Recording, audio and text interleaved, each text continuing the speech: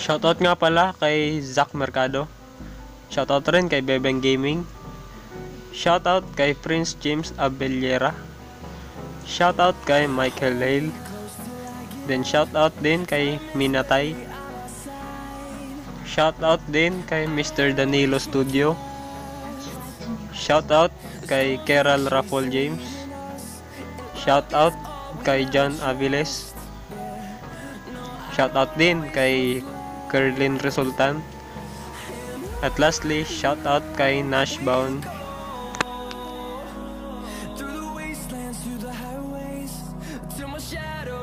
Hey guys, it's Mark Baranda here and welcome to my channel. So in this video is ituturuan ko kayo kung paano kumita ng kung paano pala magkalaman yung CoinsPH account ninyo ng hindi na nag-i-invite. So ang method na to guys is tiyaga-tiyaga lang, and alam ko na kapag nagtiyaga kayo is malaki yung kikitain nyo dito. So some of you guys alam ko na alam nyo na to. Yung app is itong Pivot po. Link is in the description. Download nyo na lang. So ayan, so ito na lang. So ito siya guys, free BTC app po ito.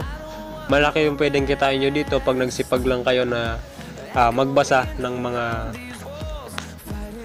articles dito. So ganito guys. So kapag nakapag-register na kayo, is click nyo ang daily tasks for power para malaman nyo yung mga gagawin nyo para kumita or makakuha ng free Bitcoin sa app na to. Click nyo ng daily task for power. Ayan, so may apat ditong mapagkukunan ng mga points, ay mga power. Kasi yung power na yan guys, yung power is kapag naubos na tong 12 hours na to, itong nagka-countdown na yan, is yung wait, so tingnan lang natin to.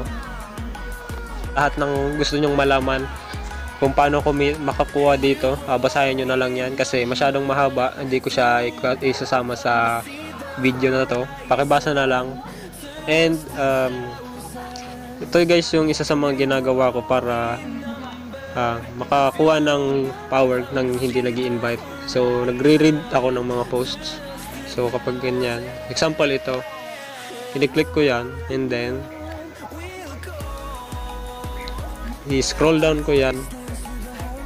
So wait lang natin.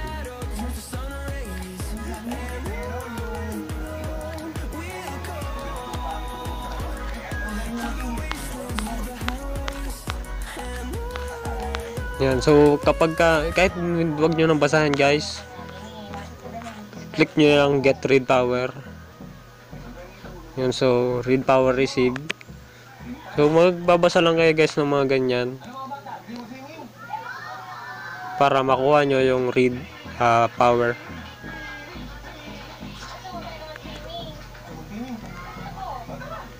Yan, so kapag magwi-withdraw na kayo guys is click nyo yung itong wallet, and then yan, so makikita nyo may balance ako na 0.71. so itatap nyo yan. So pwede na siyang i-exchange BTC to coin para ma-withdraw ninyo via dollars, or pwede rin naman na mag-withdraw kayo via BTC na lang. So click nyo yung withdrawal, and yung minimum amount na pwede nyong i-withdraw is 0.001 or katumbas yan ng 196 pesos. So dito nyo ilalagay yung withdrawal amount ninyo, withdrawal address galing dun sa coins.ph nyo.